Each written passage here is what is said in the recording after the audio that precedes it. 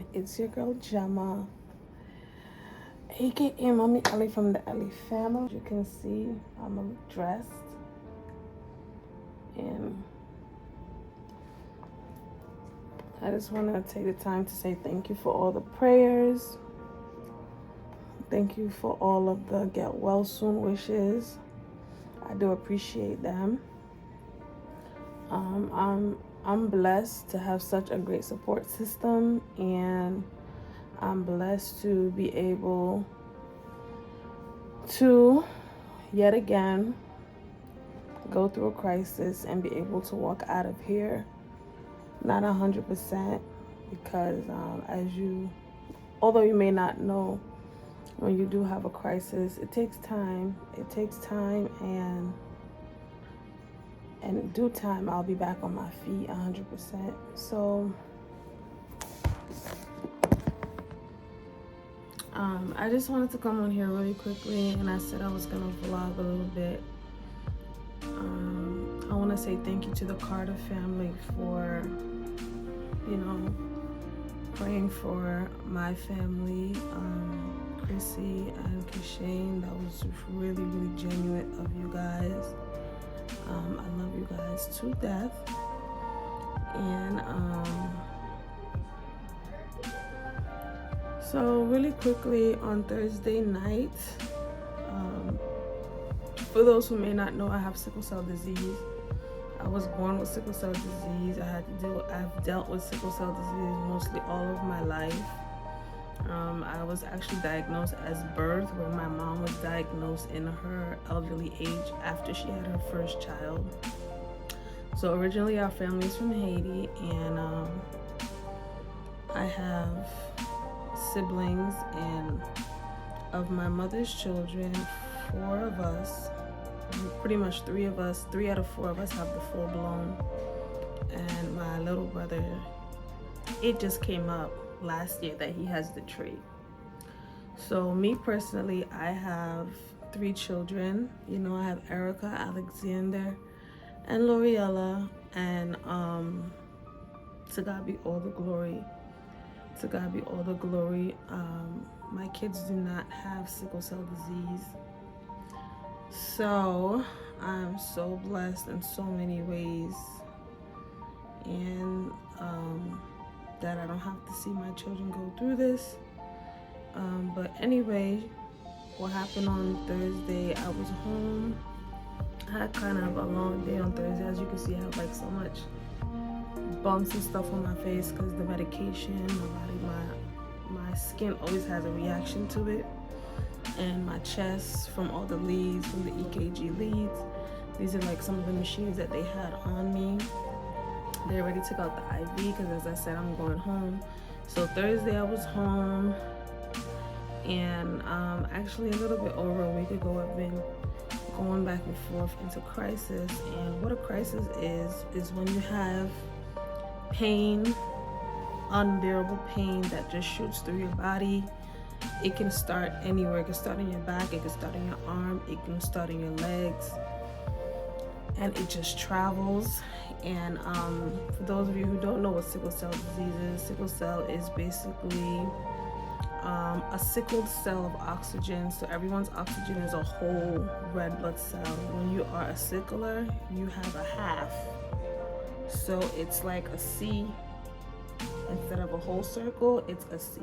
So you lack a lot of oxygen.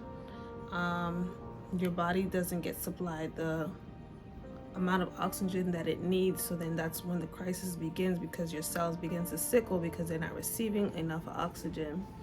So for me, I'm very, very fragile. I'm very, very fragile. I'm gonna come back another time and explain a little bit more how I deal with sickle cell, how it's been since I've had children, and how it was before I had children.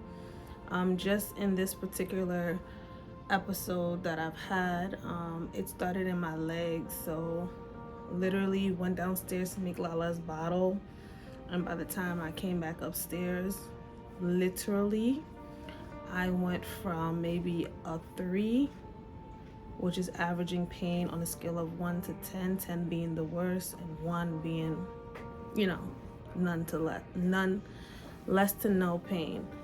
And I kid you not, I was like at a 3 when I went downstairs. I was going to bed early because I wasn't feeling well. I had just took some of my home meds.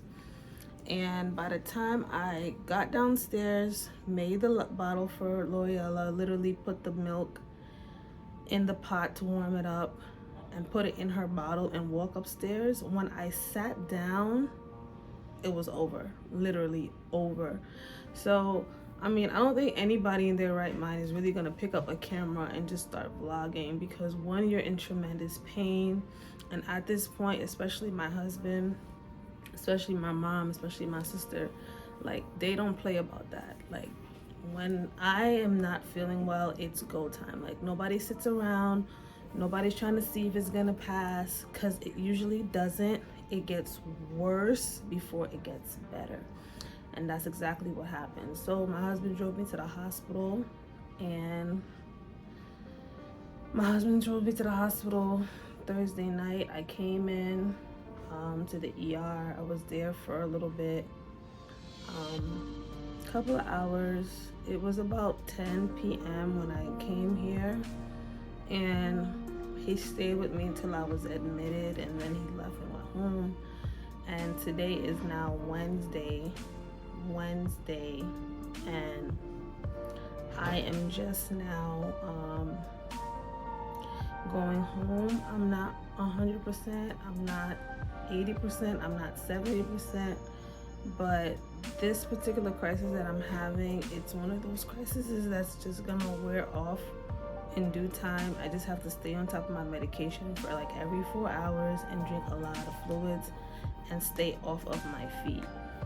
Staying off my feet, I can say it's easy for me to say it's gonna be difficult, but I know what's best for me, so I have to do what's best for me. Like, my kids know, like, I can't be running up and down, I can't be doing much, because if I don't sit down so this can get better, I'm gonna end up coming back to the hospital, and that's what we don't want. And 9 out of 10 times, a lot of my doctors don't even want me to leave if I'm not like on a scale of 0 to 10, like if I'm not like a 5 or 3, they don't want me to leave. But in this case, I'm like at a 7, and I think it's because I was able to get the IV meds, and I am gonna be on, like, you know, around the clock meds to just tame the pain. These past 2 days my feet was actually swollen, so they had chose to go down on the fluid intake that they were giving me. So basically the saline that they were giving me, they dropped it from 120 to like 75, because they felt like that is because I wasn't out of bed the first 3-4 days. I was literally using a commode to use the bathroom. I was using a bedpan at first, and then it went to the commode. So guys, it's not nothing that like we really want to talk about, because it's a really emotional subject. Like, to see you down, you know, you've grown, and to see you down and you're at a point where you really can't do for yourself, and you just have to rely on people and rely on a good hospital or rely on a good institution. And the people who come here to work, you rely on them to like really be in a good mood so that they can give you the assistance that you need, so that, you know, you can get better. The room that I'm in has a beautiful view. I'm going to show you guys in a minute. There's such a beautiful view in the room that I'm in. Like, you can see the trees in the mountain, and it's fall now, and you can just see the colors of the trees. So just like the rising of the sunset, you get to see that. That's why I don't like my window closed, because I like to see the sunset and I like to see the sun rise in the morning. When I'm here, the first 3 days, I don't eat. I can't eat. I don't have an appetite. I'm in a lot of pain. I'm still in pain right now as we speak. But I just want to go home. I prefer to be home. Like, there's been times when I'm here for 2 weeks straight, and people just think like, yo, where is she? Like, yo, I haven't heard from you and stuff. Like, Like when I get sick, like I'm not gonna sit around and like call everybody like, oh, I'm sick, I'm sick, I'm sick. Like I'm really sick. I'm just, if you just happen to call, then you know. You know, if I happen to post something on social media, which I rarely do, you'll know. But you know, just to see me in the hospital is one thing, but also my kids, they're home. Like, you know, I'm the one who take them to school. I'm the one who pick them up. I'm the one who take them to football practice. I'm the one who take them to cheerleading practice. You know, Daddy Elie does the pickup sometimes, you know, when I can't make it to one or the other. So when I'm not home, it takes a toll on them too. You know, I help them do their homework. You know, I make sure they eat dinner. I'm mom. I'm their mom. So even my mom, she doesn't feel good when I'm not home. My sisters, my nephews, they don't feel happy when I'm not home. So all of that goes to my head, even though I'm here and I want to get better and I'm pushing to get better. It's very emotional. It's really emotional. But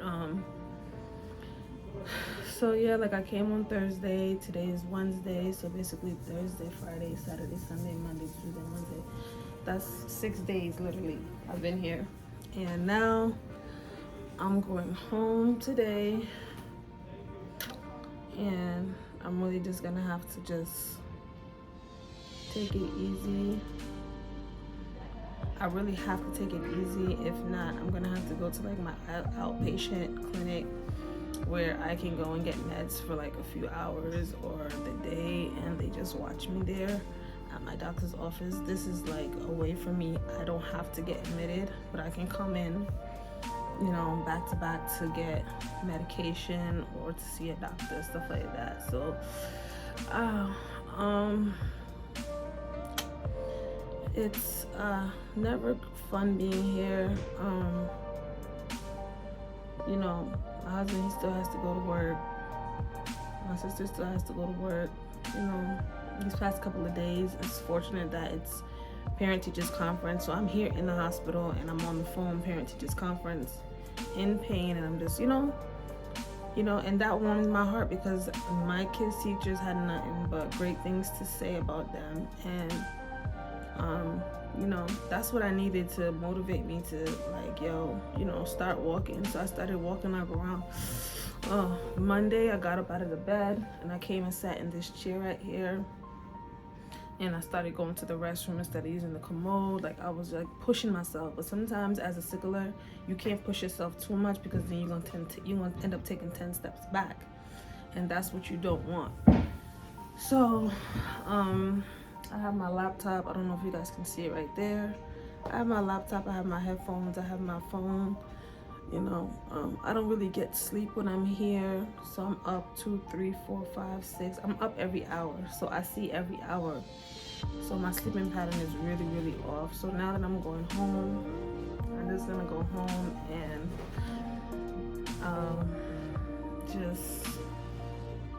I'm going home, I'm going to get in the shower, and I'm going to go in bed. I was literally starving yesterday, and I was like telling my sister, bring me something to eat, but I wouldn't make her do that because I'm kind of far from where I live. The facility that I'm at is kind of far from where I live, and it's in the opposite direction of where I live, and that's gonna be like messed up for her to come and give me something to eat. You know, the hospital, they provide you food, they provide you lunch, they provide you breakfast, they provide you dinner 3 meals a day. They have ginger ale, they have apple juice, they have cranberry juice, saltine crackers, you know, if you need it on the floor. So, and then your family members can bring stuff from outside for you. It's not like when it was COVID time. Those were the times we didn't want to be hospitalized because it was so emotional, it was so scary, it was traumatizing. But I did get hospitalized a couple of times during COVID with sickle cell crisis. But yeah, guys, so I'm trying not to like think because my leg is hurting me. So they took out my IV already. This is where I had my IV. I don't know if you guys can see. I had my IV right there. It hurts so bad because, like I said, I've been here since Thursday. So it's been there since Thursday, and it's so sensitive. So like my hands.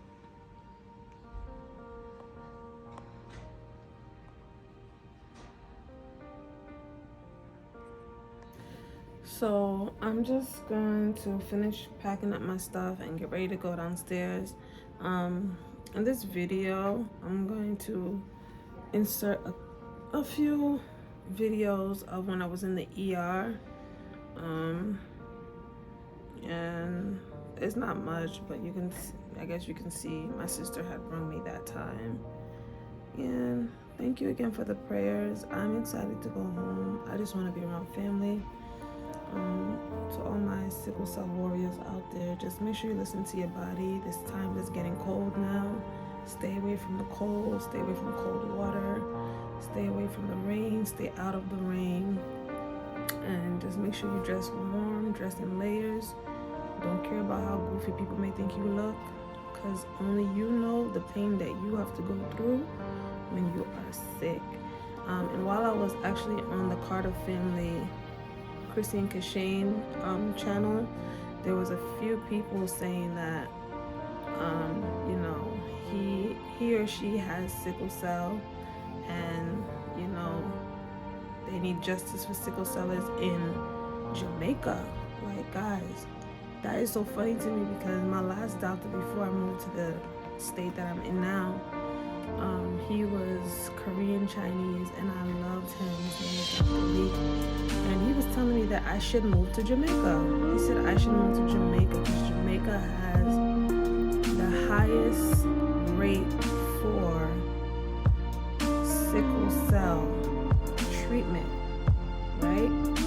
One, of course, is always high, but here we are. I'm in their live, and they're literally, and he's saying that the water is so freezing cold, there's no hot water, and that makes sense, because water alone can trigger you into a crisis. So it's like, yo, it's like, it's good, it's so bittersweet, it's a privilege and honor to like literally say something about myself, and then to see like other people chiming in like, yeah, I have sickle cell, and they're from Jamaica, and they're in Jamaica, and they're suffering from this disease because they don't have the resources for, you know, people with sickle cell. And then my doctor's telling me to move to Jamaica because they have the lowest, and that could still be so, but you know, I don't know, guys. All over the world, everybody's going through something, so all you can do is do your best to take care of yourself. Don't be silent, don't be quiet. If you're in pain, say you're in pain and take action. Move quickly, because sickle cell people do die. They die from stroke, they die from heart attack, they die from the pain that they're going through, and they die because the oxygen that needs to be transported to their body starts to get locked off because of the pain. So guys, don't sleep on it. Don't sleep on it. I'm gonna pack up my stuff. My sister's in here, and I'm gonna see you in the next video.